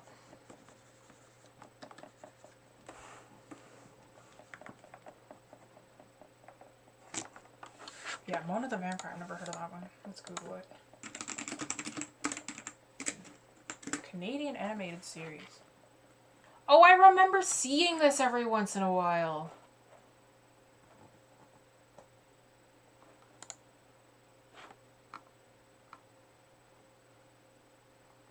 I don't know. I'm not a huge fan of this art style. It definitely does have that really retro kind of children's cartoon style. Very similar to, like, say, the Rugrats or Ed, Edd and Eddy. I was never a big fan of art styles like these. I didn't mind them. They're fine. It is just, like, it was not my favorite. But, yeah, no, I don't remember watching it. When did this come out? 1999. Okay, so a little bit ahead of my time. Oh, okay, it ended in 2003. I would have been too young. Yeah, ahead of my time.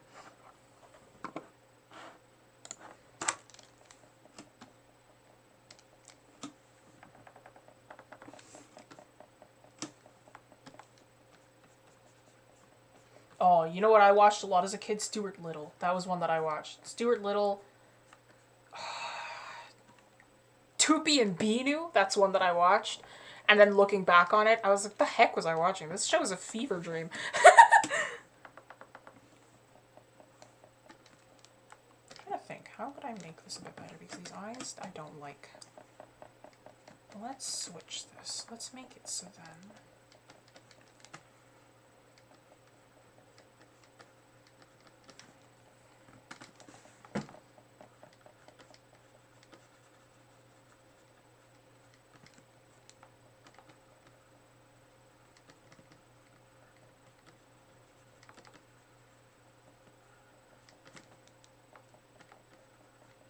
Trying to, because like when I drew it the first time, it's like the forms were inversed.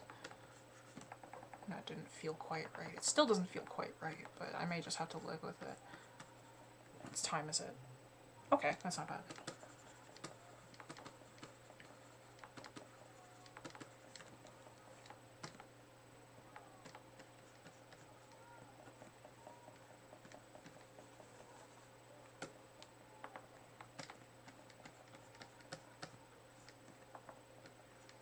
It's very strange to see all the shows that like converted to 3D after a while because they needed to save on money. Bob the Builder was one. Tupi and Binu became a puppet show. Oh, what else? There was a lot of them that converted to 3D that ended up translating really poorly. I think Dora was one of them, actually. I think Dora became 3D as well, and that one didn't translate very well. Somehow, like, I think Bob the Builder was 3D, but then they changed the style of it. And then it became, like, kind of whack looking. But, like, I don't think it was that bad. Oh, you know what's... Thomas the Tank Engine. That one became weird. That one was strange.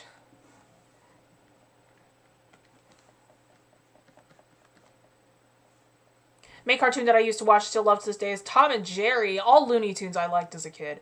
I remember them popping up, and then now the new Looney Tunes are like, it's like a sitcom. It's really strange. It's very jarring.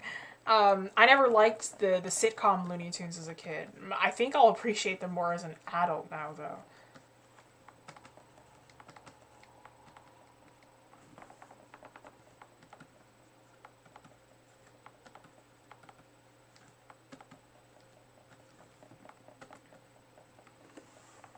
It's kind of like watching The Amazing World of Gumball sometimes. It's like, oh, that joke was really funny, and then nobody else around me gets it.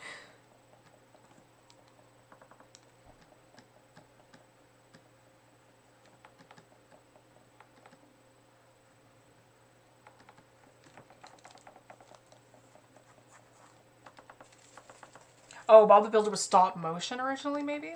That would make sense. I'm not sure if it was, though. And they changed it to 3D animation, yeah. Because 3D animation, even though both 3D and 2D are very, very hard, 3D is faster. It's kind of like digital. You know what? It is. It's like digital art versus traditional art, right? Digital animation in general, right? You have a lot of tools at your advantage, but 3D especially is a lot faster than 2D. So in turn, it's a lot cheaper, but you could also be sacrificing for quality. That's the downside.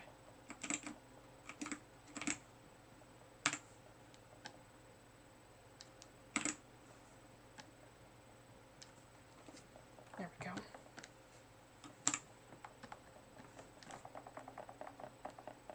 That feels a little bit better. See, if I add a shine to it, like I could, but then it might end up making it look a bit strange.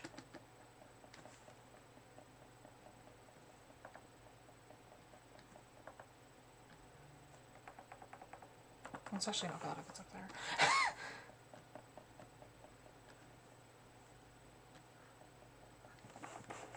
If you zoom out.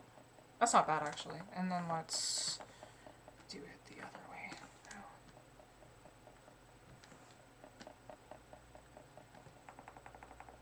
There you go. That gives it a bit of the wet look when you zoom out. Gives it more of a marbly look. Yeah. Thomas the Tank Engine is forever ruined by the 2012 MLG memes. You know what? I'm gonna have to agree with you on that one. This Thomas the Tank Engine and Shrek, both of them, fell to the MLG memes. Good times. Funny watching the sitcom Looney Tunes and laugh my butt off today. Daffy on the phone to this girl says something along the lines of, "Listen, it's only fair that you pay half the speeding ticket since you were in the car with me when I got it." Yeah, I feel like I wouldn't have found that funny as a kid, but as an adult, that's pretty funny. I'm like, oh, that's funny. Yeah, I get that. Yeah, as a kid, I definitely would not have like found that funny. I thought it would have been like, where's the slapstick? It's definitely different from like what the original one is.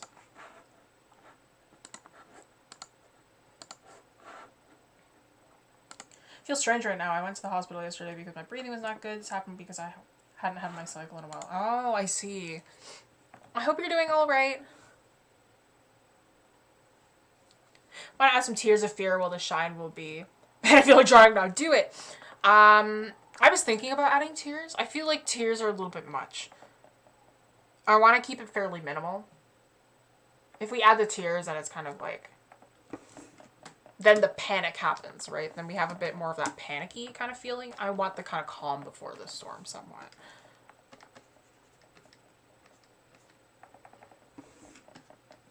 Tears start to come when you start to feel that intense panic start to build up. I want that feeling before the panic sets in. Yeah, get some rest, Carby.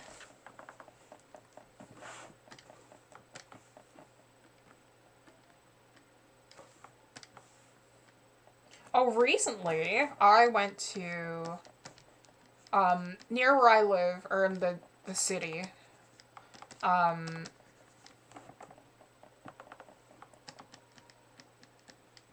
We just opened, like in the Art Gallery of Ontario, they just opened the Picasso exhibit. Let me check my values real quick. They also had a... What's it called? They also had a... Yeah, needs to darken around there. An Andy Warhol exhibit. I found the Andy Warhol one a little bit better. I did like the Picasso one, but I feel like Andy Warhol's exhibit was a little bit more fun. Maybe it's just because his art is a little bit more modern, easier to relate to, more modern things to look at. But I don't know. Yeah, it just wasn't as exciting, I don't think. But I went on my own, and it was really relaxing to kind of just walk around on my own. Should have gone to Andy Warhol for one last time. That one was it is a really nice exhibit. Even though I've been like twice.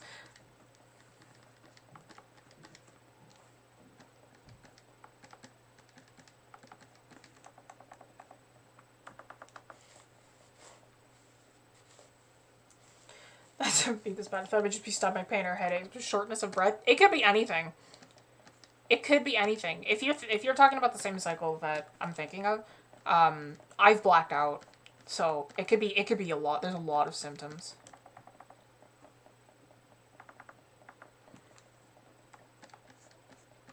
Yeah, feel better, Carby. This too shall pass.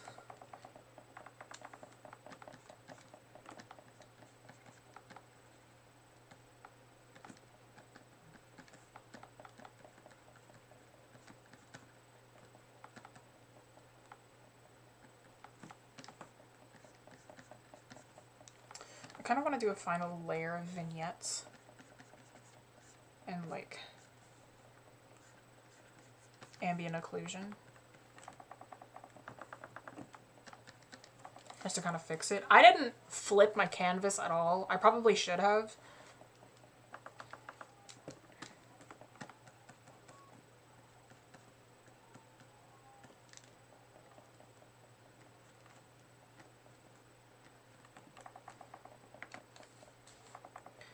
Yeah, there isn't really a liquefy. I'm just gonna add a final layer of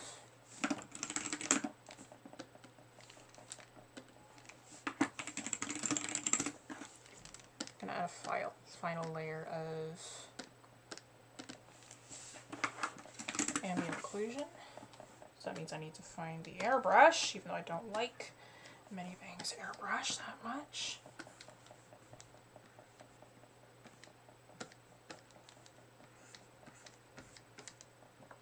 Ambient occlusion, I've never actually talked about it on stream. Ambient occlusion is baked in shadows. I guess that's the best way that I can describe it. It's a game artist's term. And ambient occlusion is just shadows that are baked into a scene regardless of the lights. Right? So if two things are in close proximity, they will cause a shadow regardless of the lights that are present within the scene, right? So that's what your ambient occlusion is. It creates those, right? So that's kind of what I'm doing right now. So I'm trying to figure out where my ambient occlusion would be, kind of within this scene, right? And it gives it a nice bump up of the values that are like already existing, right? So with, without, right? It kind of gives it a different feeling with and without it, right? It gives it another sense of 3D-ness that you wouldn't have beforehand.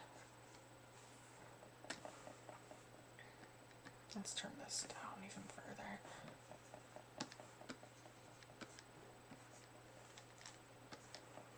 It's kind of like a funkier vignette, almost. Love the eyes, Jessie. Thank you. As an artist, what's your opinion on abstract painting, like splash of paint here and there? I can never understand it. I'm a really big fan of abstract. It depends on who it is.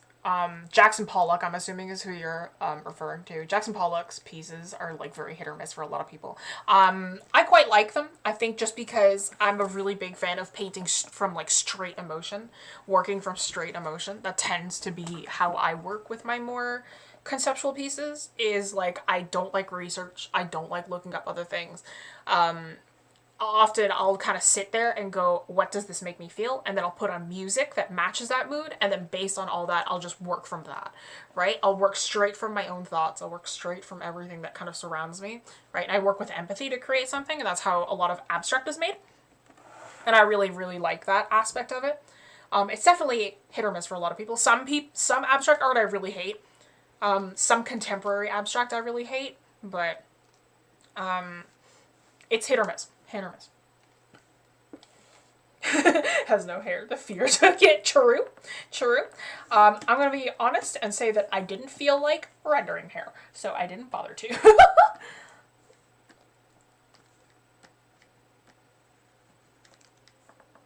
Nah, that's a bit much. But could use some down here. Yeah, the airbrush on Medibang just doesn't have the same control as other programs that I've used it in. It's a bit too harsh for my liking.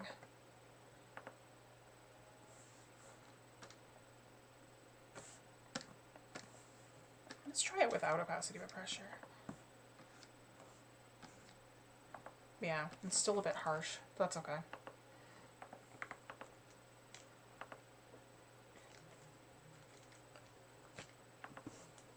Yes, you are cared for in here, Carby. You are cared for within this, within the Wing Canvas Art Nerds community.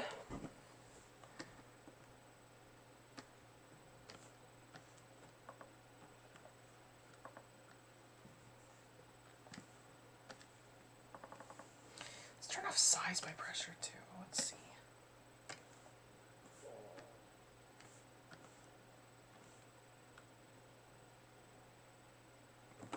Hello? What did I do?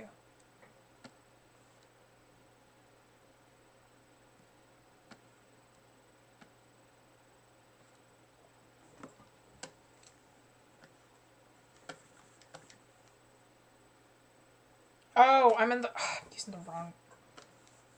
Okay, there we go. Yeah, it's really intense. I don't know why it is the way that it is. It layers very harshly.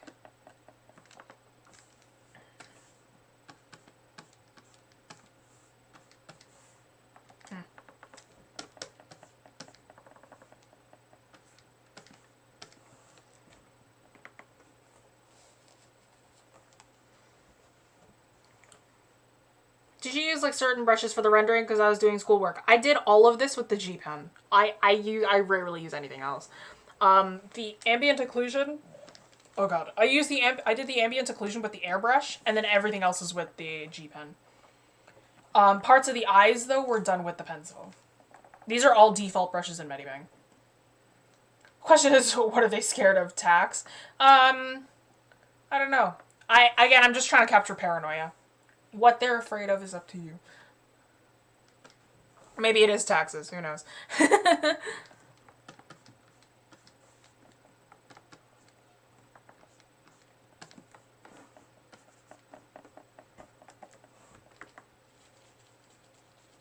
Talking about One Punch Man, he's afraid he'll miss the sale. Ah, I get that reference.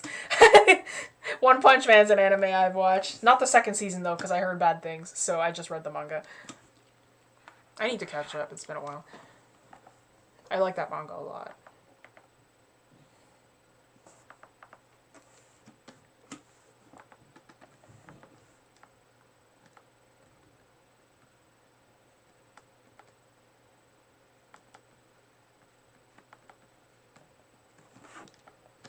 Just doing some final touches. We're almost done here. Okay, I think that's going to have to do it for this stream. Thank you so much, everyone, for joining today. Once again, if you don't know too much about the studio, if it's your first time here, we're not just a YouTube channel, we're also an art studio.